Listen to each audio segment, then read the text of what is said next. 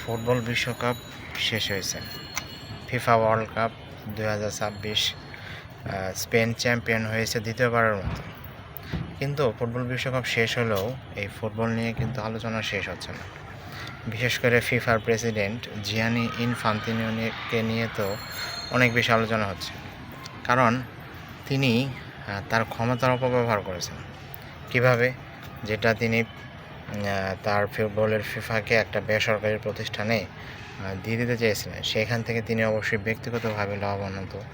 এর বিরোধিতা করে উয়েফা, তারপরে এশিয়ার এএফসি, তারপর কনমেবল, মানে বিভিন্ন অঞ্চল ভিত্তিক যে ফুটবল ফেডারেশনগুলো আছে সেগুলো থেকে হুমকির মুখে পড়েছে। এবং ইংল্যান্ড এবং ওয়েলস ক্রিকেটও কিন্তু গতকালকে এই জিয়ানি ইনফান্তিনোকে বিপক্ষে ভোট দিয়েছে। এবং তারা বলেছে, এখন সবাই বলেছে যে তারা ফুটবলের দুর্নীতির পক্ষে কেউ না। ফুটবল আসলে হচ্ছে একটা সর্বজনীন খেলা, জনগণের খেলা, যেখানে সবাই আনন্দ প্রকাশ করে, উল্লাস করে।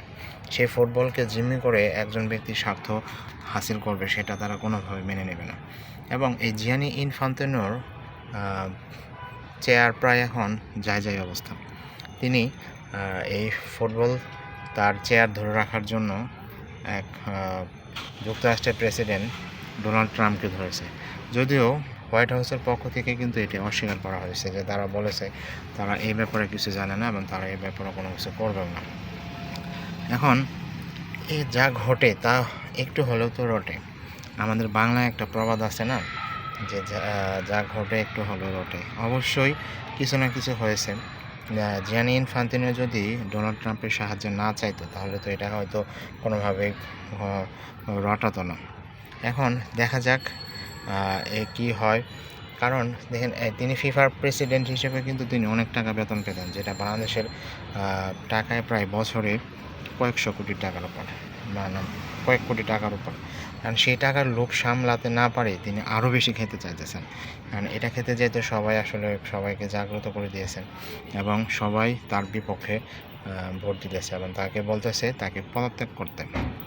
আসলে মনে হয় তিনি আর বেশি ফিফার প্রেসিডেন্ট থাকতে পারবেন না, ফিফার প্রধান থাকতে পারবেন না।